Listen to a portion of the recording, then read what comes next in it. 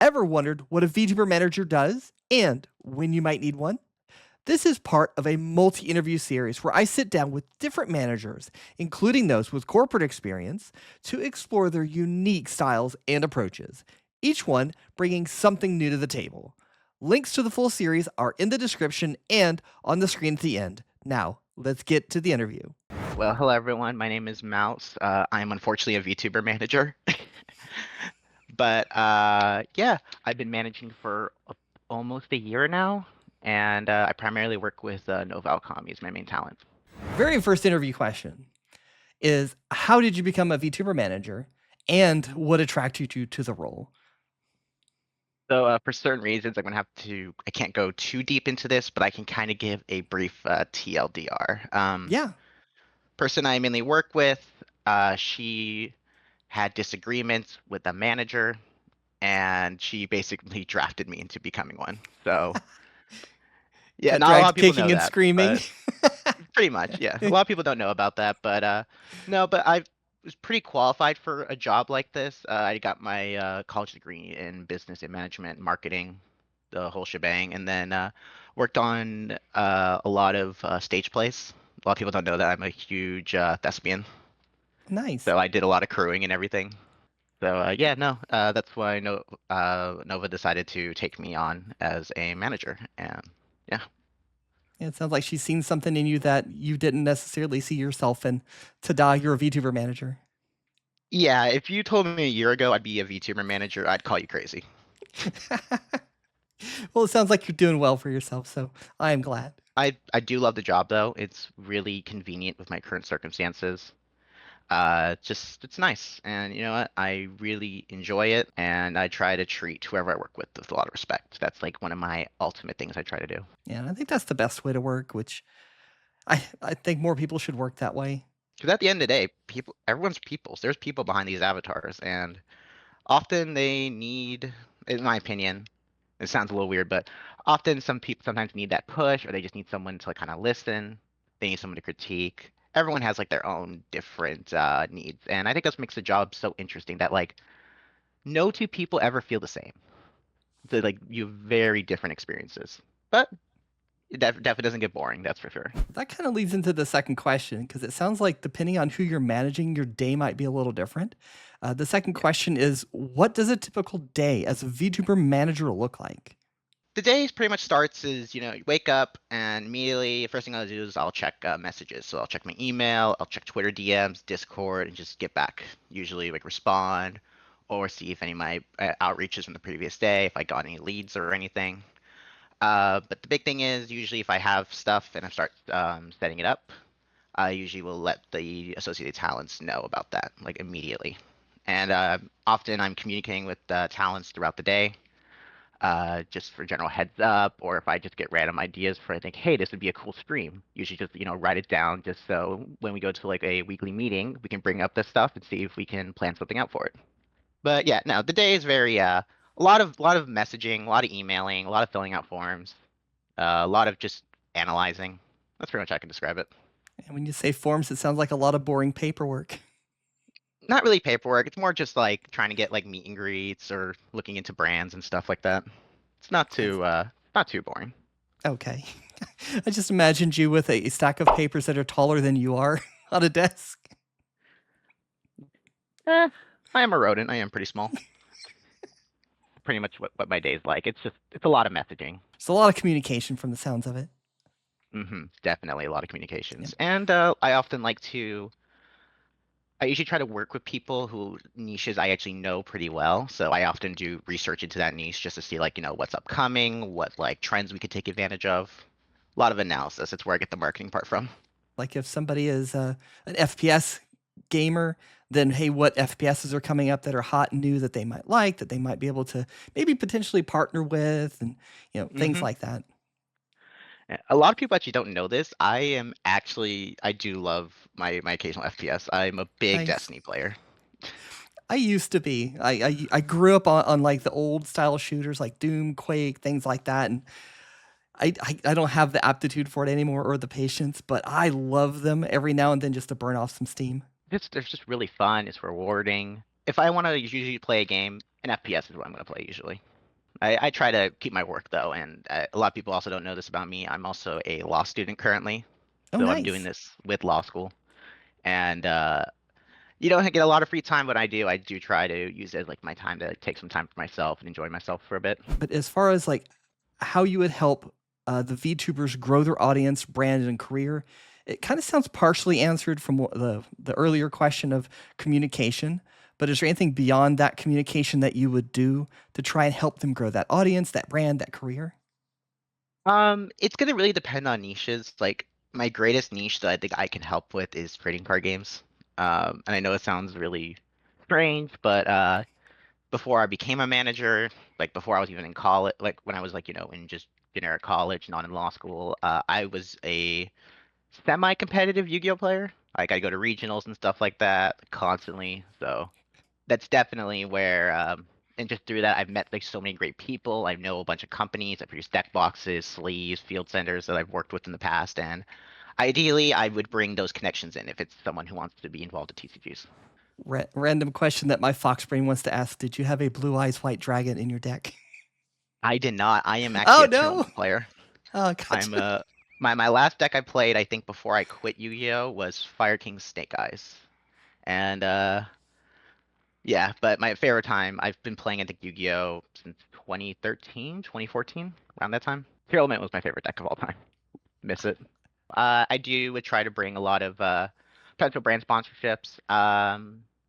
Definitely, and also of course, when I do my research for analytics, I try to put my perspective into that talent's particular like target audience, that group. Like, okay, what if I was them, I was a viewer, what would I like to see? And like those are just how I usually base my ideas off. Yeah, and you can interchangeably replace like market, algorithm with audience Yeah. because that's exactly what it is. You're playing to that particular audience. What do they want to see? And it's very important to get anywhere really in this kind of world. Especially with some algorithms being super unforgiving. Yeah. You got to find your niche, definitely. Yep. Find your people and stay with those people. Exactly. So on question 4, we have what networking opportunities, sponsorships, or collaborations can you help secure?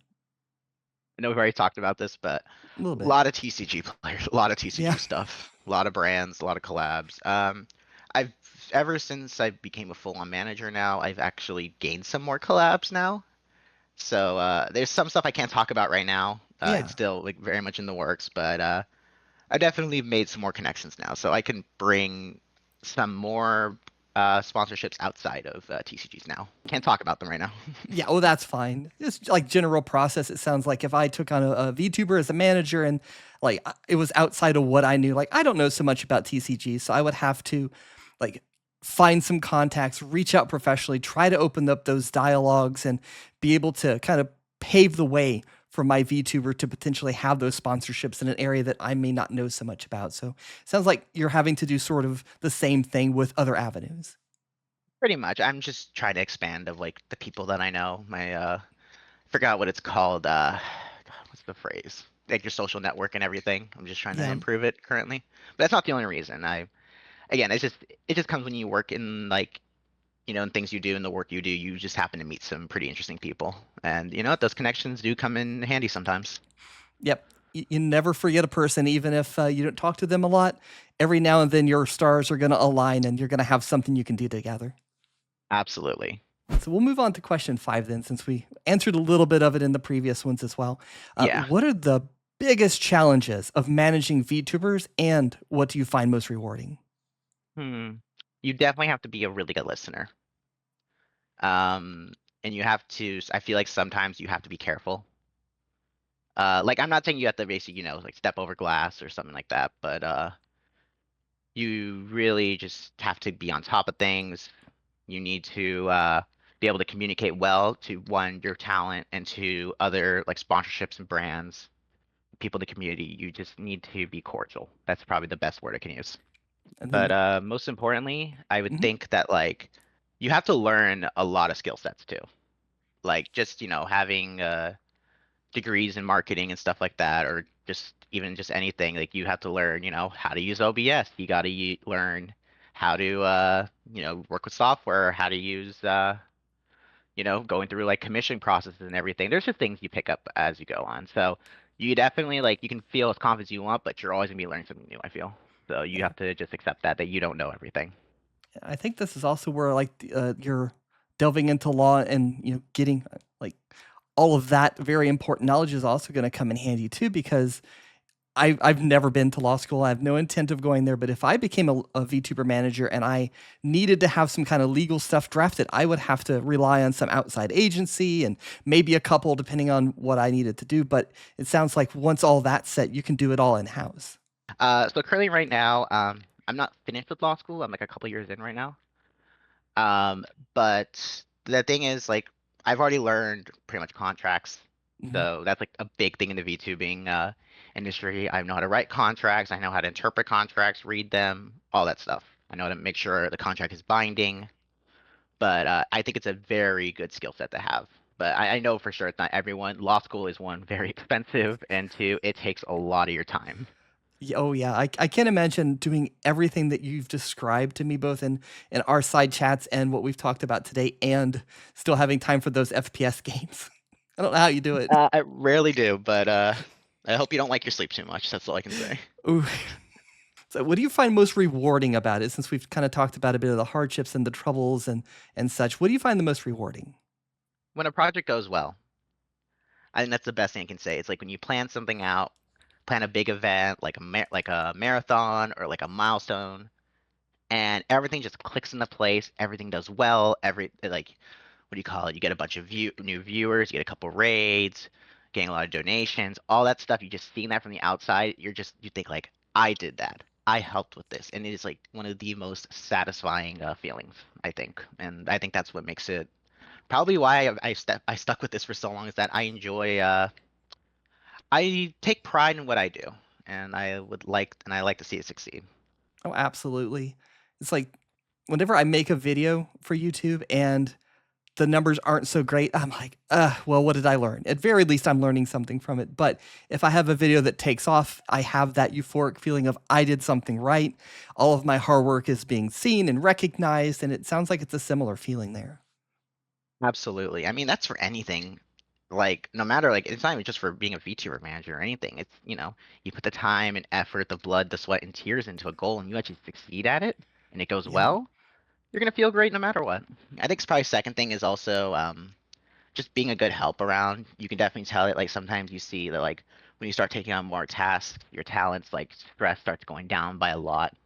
They don't have to worry about like some minor task anymore. They can focus on, what they want to do. They can focus on projects that they've been meaning to get to. It's a nice feeling to get to see that from the outside because one, I feel like I'm making a difference, and two, giving that breathing room that so many VTubers really need, I feel. But I Maybe. just can imagine the ability to pass off tasks and be able to trust that person to do it as well or better as what I could have. So that sounds very liberating. Oh, is that going to segue for question seven? Oh yeah, yeah. Kind of, yes. I think that's a. Oh, actually, no, we're at question six. I forgot. Ooh, that's my bad. Yeah. Oh yeah. I even have it highlighted on my side. My Fox brain didn't notice. So I thought you were doing a really good segue. That's why. Um, Maybe. maybe we'll see what I can do in the editing Yeah. process. Again, I'll let you cook. We'll see if I burn down the kitchen or not. How do you see the VTubing industry evolving, and how does that impact management? Honestly, like from an overall like scope of everything, I feel like people have been moving away from corpros a lot more, and indies have been just taking off like left and right. So I think that the industry is definitely going in a more indie route now. And in terms of management, of how it impacts it, for corpo management, they're gonna. I think they're gonna be okay, but definitely for some like up and coming independent managers and stuff or independent VTubers, they especially if you're talking about like Doki Bird, Mint, like a bunch of indies and newer indies too. That have retained their IPs after corpos have dissolved. Uh, Again, I think that like when you have so much like good talent, you need a manager for that. But Yeah. the big overall thing is I just see the VTubing space going more to an indie direction than a corporate direction.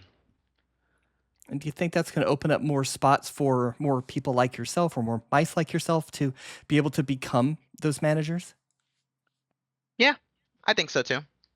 It's a little iffy, honestly, but in terms of that, like there's the playing the managers that you see that just they manage like 20 talents and stuff like that. I don't do that personally. I like to keep my numbers really low just so I can devote like the time I need to people, and people often appreciate that. They have a manager that's all to themselves, that'll listen just to them and that'll just be devoted just to them. A lot of people like that exclusivity. It makes sense because So, you are hyper focused and such on one, two, three, just a handful of talents. That way, you know them extremely well. You're not potentially mixing up or anything like that. Just very, very personalized attention. yes, absolutely. And that's why when I do often get people asking me to manage them, and I unfortunately always have to mostly decline because just due to my current circumstances, I Right. would feel guilty taking somebody on and like not being able to devote to them that time they deserve. For question number 7, we have, how do I know if I need a manager and is it worth it for small VTubers? Of anything, honestly, if you're of course running a business stuff like that, you have to do what's called a cost benefit analysis. Basically, if the cost of having a manager is greater than me just taking the time to do this task, I would not recommend getting a manager. But in the inverse, if you were to get more value out of like projects you want to focus on and have a manager that you pay to take care of some of the smaller stuff, and you can secure and make sure that it'd be worth it, I'd say it's probably worth it. But I really don't think smaller VTubers really need managers. I'm gonna be honest. I really just think that like you have to take into account that some people do this as a hobby, some people do it as a full-time job, and the fact is like managers can get kind of expensive. I don't want to talk Yeah. about my rates or anything or other rates that I've heard. You have to take that into what you're earning. So I'd say if you're, making pretty consistent revenue where you feel comfortable, you can get a manager. And then again, that like when you assign him tasks and you can focus on things that would actually bring you more benefit, that's when I'd probably say it'd be worth it. But generally, I don't think smaller VTubers need a manager. But if you're at that point when you're talking to like 5 or 6 different companies at once, yeah, I think that's probably time to get a manager. But if you're Yeah. just, doing your own thing, enjoying yourself, I would recommend not getting a manager. All right. And let's say that, of course, you are working with one of your talents. What tasks do you handle, and what would still be like my, as the talent's responsibility to do? Well, of course, as a talent, you're still going to be streaming. I unfortunately cannot, load up your OBS, load up your model, and stream for you. As much as I Right. We wish I got could do voice that. changers, so we could do it.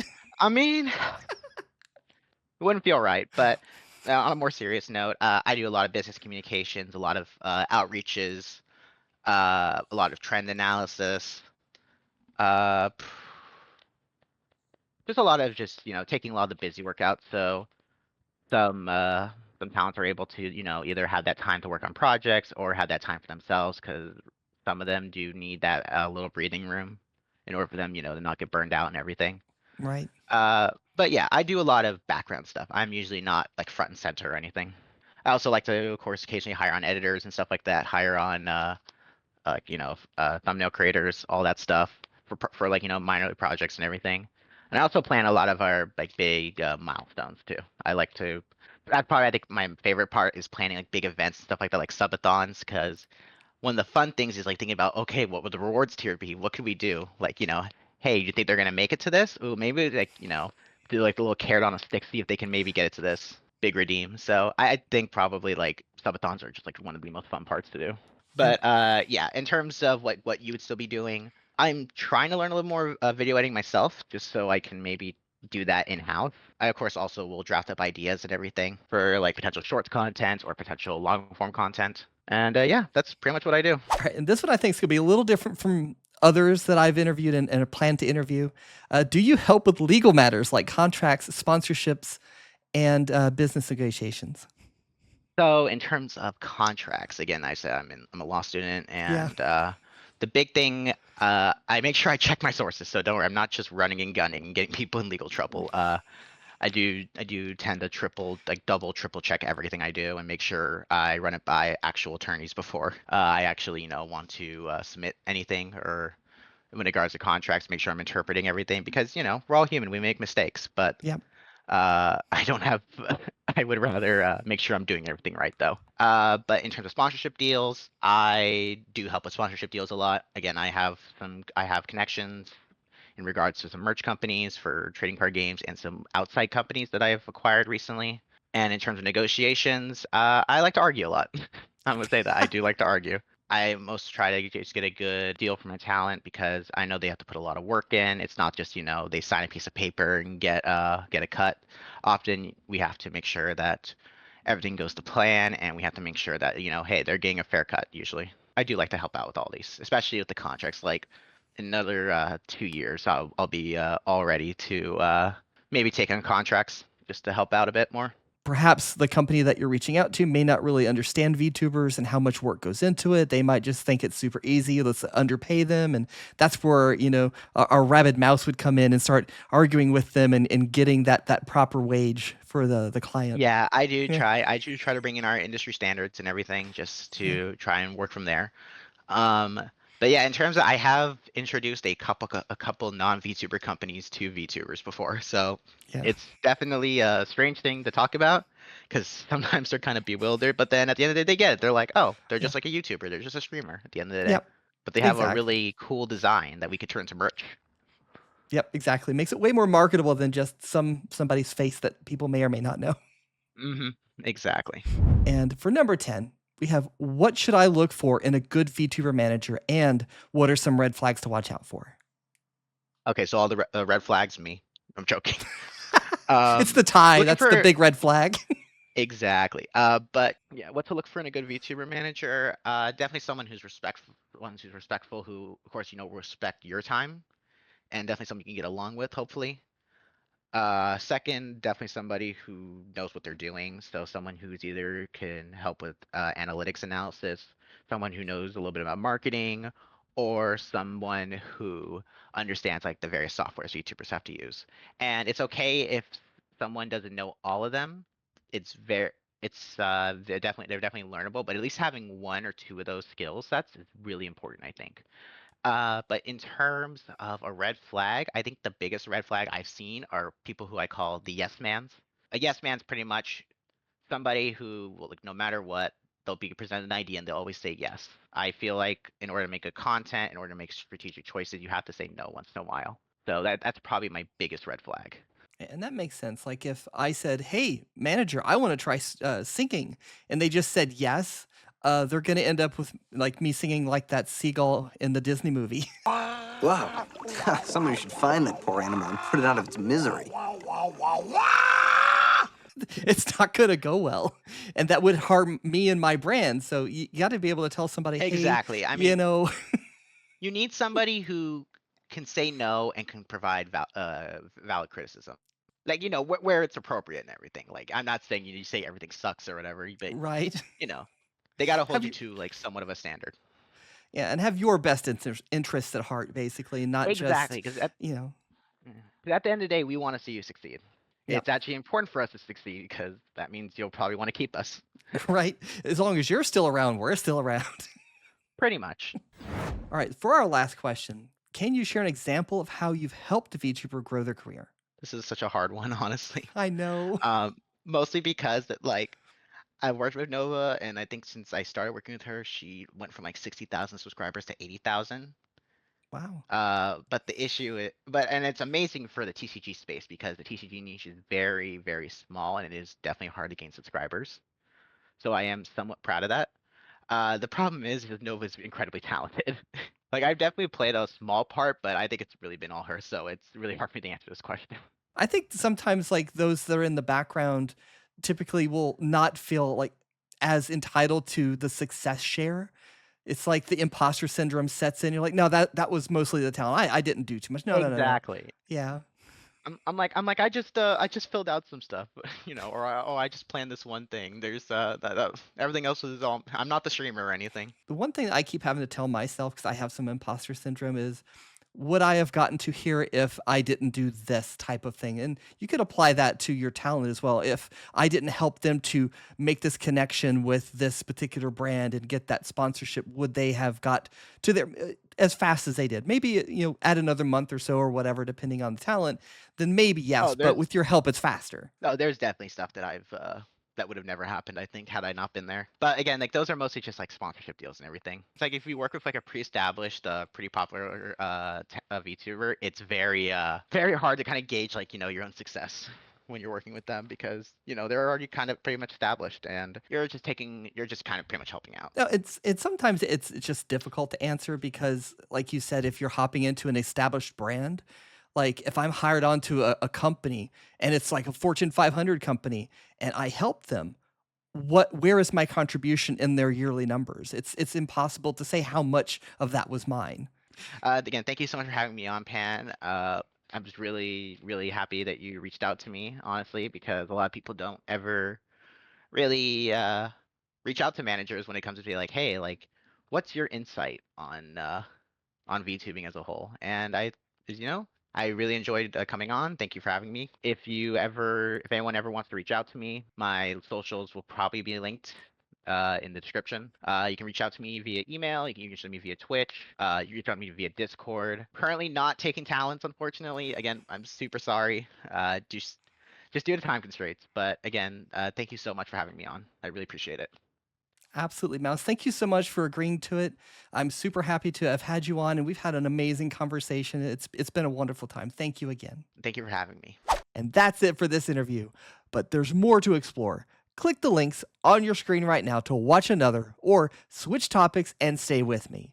And while you're here, hit subscribe so we can meet again for more essential VTuber knowledge from tutorials to discussions that you can't miss. Later, my kids again.